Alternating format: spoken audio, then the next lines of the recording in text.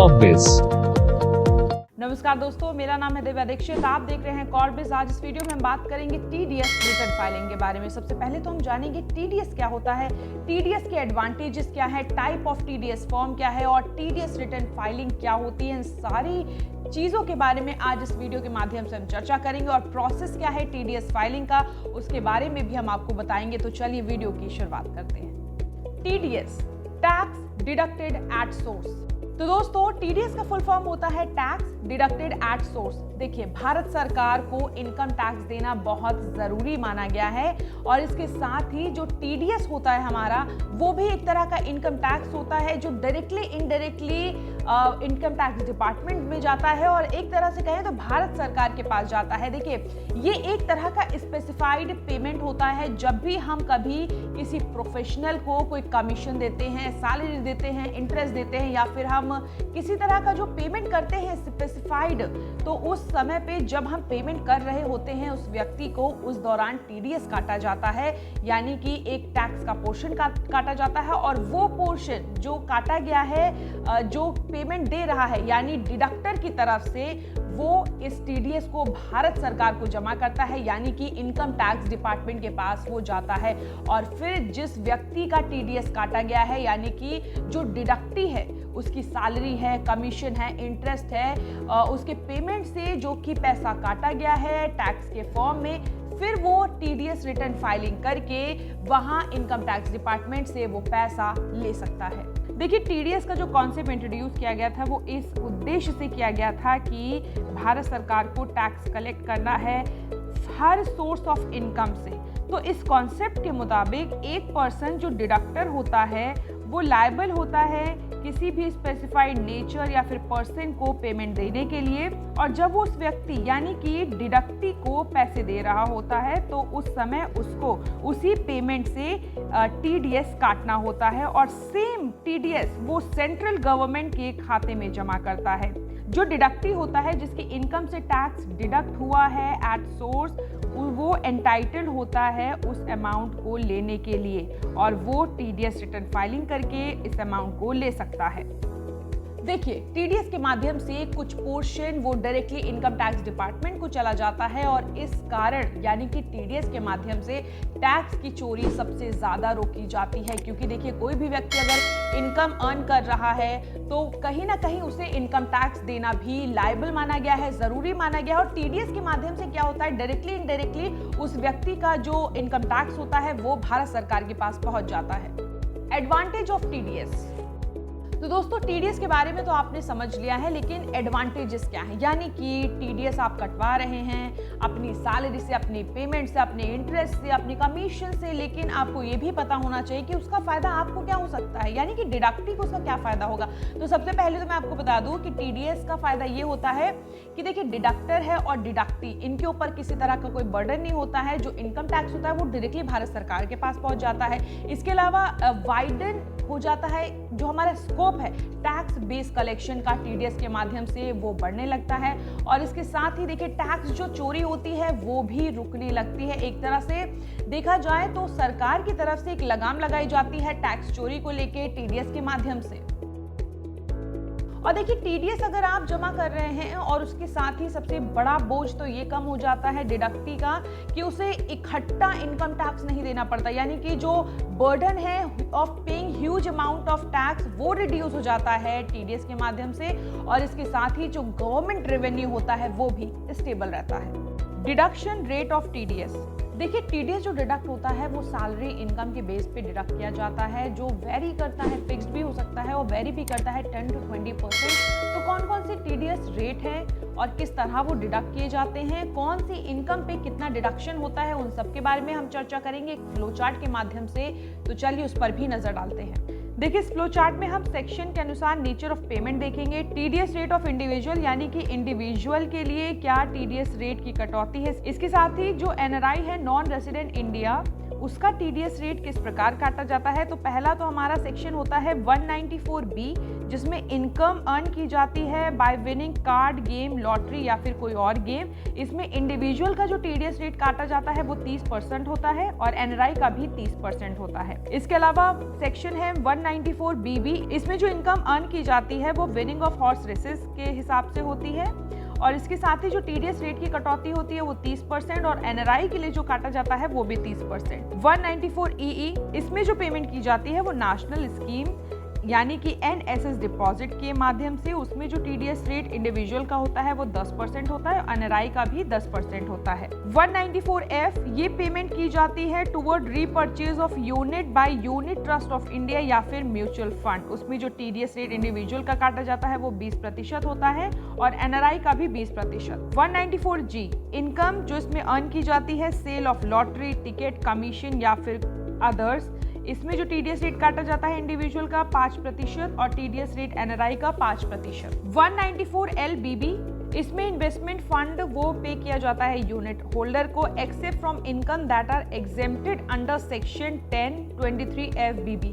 इसमें जो इंडिविजुअल का टीडीएस रेट काटा जाता है वो 10% काटा जाता है और एनआरआई का 30%।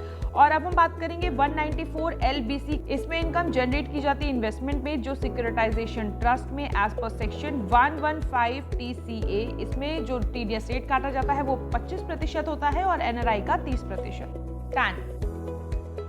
टैन का फुल फॉर्म होता है tax deduction and collection account number. कोई भी देखिए इंडिविजुअल है या बिजनेसेस है, अगर वो टैक्स काट रहे हैं टीडीएस के फॉर्म में तो उन्हें ऑथराइज टैन नंबर लेना बहुत ज़रूरी है। यानी कि भारत सरकार की ओर से अगर आप जब भी टीडीएस काटते हैं या फिर फाइल करते हैं उस दौरान आपके पास टैन नंबर नहीं मौजूद होता है तो आप 10,000 के रूप में पेनाल्टी आपको जमा करनी पड़ सकती है।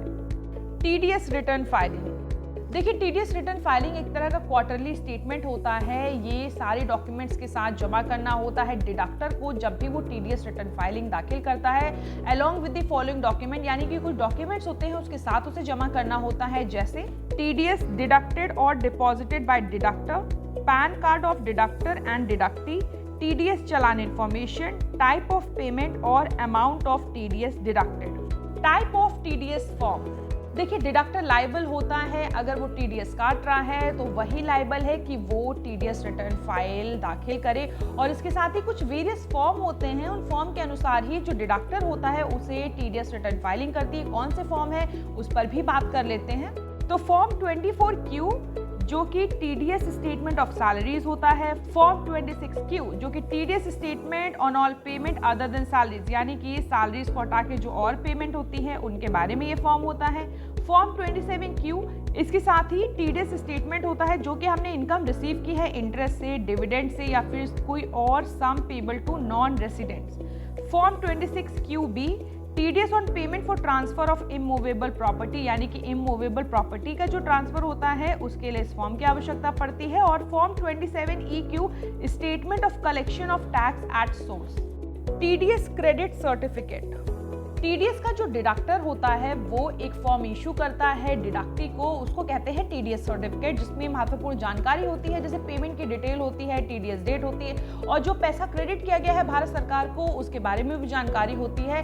तो इस सारी जो टीडीएस सर्टिफिकेट होता है इसके माध्यम से जो हमारा डिडक्टी है वो क्लेम कर सकता है, उसको रिफंड मिल जाता है उसका पैसा। इसके साथ ही कौन सा फॉर्म फाइल करना होता है उसको फॉर्म 16 और फॉर्म 16A, और इसके साथ ही एक वेबसाइट होती है उसको विजिट करना होता है इस फॉर्म को डाउनलोड करने के लिए, जो कि ट्रेसेस है यानी TDS reconciliation analysis and correction enabling system of income tax department. Traces के माध्यम से जो डिडक्टी होता है वो डिटेल्स को चेक करता है और इसके साथ ही वेरीफाई करता है डिजिटल सिग्नेचर सर्टिफिकेट। तो दोस्तों जब भी हम टीडीएस रिटर्न फाइलिंग करते हैं तो सबसे महत्वपूर्ण चीज़ है कि आपको ड्यू डेट्स को याद करना, यानी कि वो क्वार्टर के हिसाब से ड्यू डेट्स आपकी होती हैं और वही ड्यू डेट्स के हिसाब से आपको रिटर्न फाइलिंग करनी है। और अगर आप चूक जाते हैं तो इसमें पेनाल्टी भी लगती है। तो क्या है ड्यू डेट्स, उस पर भी नज़र डालते हैं। तो देखिए दोस्तों, due dates for filing of TDS return में फर्स्ट क्वार्टर का जो क्वार्टर पीरियड है वो है फ्रॉम 1 अप्रैल टू 30 जून और last date of filing TDS return होती है 31 जुलाई।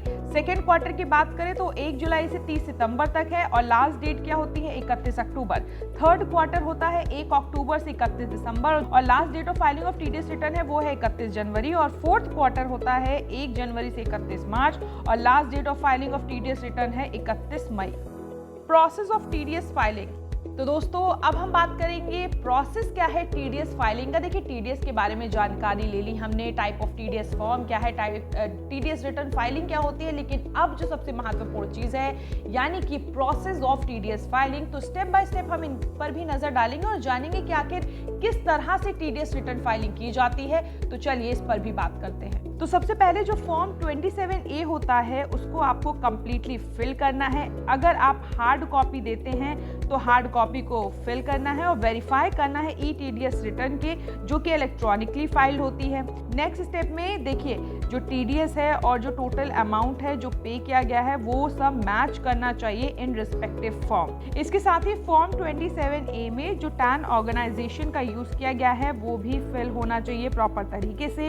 एप्रोप्रिएट चालान नंबर होना चाहिए। Mode of payment, tax detail must be mention on TDS return, यानी कि टीडीएस रिटर्न फॉर्म में मेंशन होना चाहिए ये सारी चीजें। इसके साथ ही जो ईटीडीएस का फॉर्म है वो आप बहुत बारीकी से और सही जानकारी के साथ भरेंगे और 7 डिजिट जो बीएसआर होता है उसको भी एंटर्ड करना है ताकि मिलान हो सके जो टीडीएस कंपनी की तरफ से काटा है वही क्या भरा गया है एक्चुअल भारत सरकार को। इसके साथ ही जो फिजिकल टीडीएस रिटर्न है वो सबमिट होना चाहिए TIN-FC में और NSDL मैनेज करेगा आपके जितने भी TIN-FCs हैं।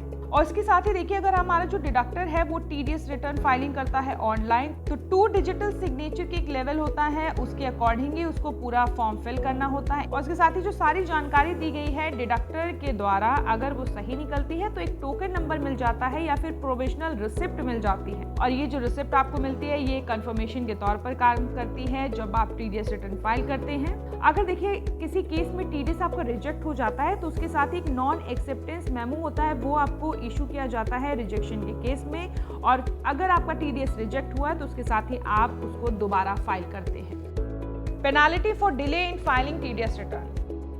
देखिए सेक्शन 234E के मुताबिक जो हमारा टैक्स पेयर है वो टीडीएस रिटर्न नहीं दाखिल करता है तो उसके मुताबिक जो पेनाल्टी उसे फेस करनी पड़ सकती है वो होती है यानी कि हर दिन उसे 200 रुपीज़ का जो फाइन है वो पे करेगा जब तक उसका डिफॉल्ट कंटिन्यू होता है। और देखिए सबसे जो गौर करने वाली चीज़ ये है कि जो उसका अमाउंट है वो टीडीएस के अमाउंट से एक्सीड नहीं करना चाहिए। Requirements for filing TDS return. देखिए टीडीएस रिटर्न फाइलिंग आप कर रहे हैं तो कौन कौन सी रिक्वायरमेंट्स की आवश्यकता आपको पड़ेगी वो भी जानना आपके लिए जरूरी है। जैसे देखिए आपके पास रजिस्टर्ड टैन होना चाहिए जब आप टीडीएस रिटर्न ऑनलाइन फाइल करते हैं। इसके अलावा टीडीएस स्टेटमेंट प्रिपेयर होना चाहिए यूजिंग RPU यानी कि return preparation utility. TDS statement validate होना चाहिए बाय यूजिंग FVU यानी कि फाइल वैलिडेशन यूटिलिटी।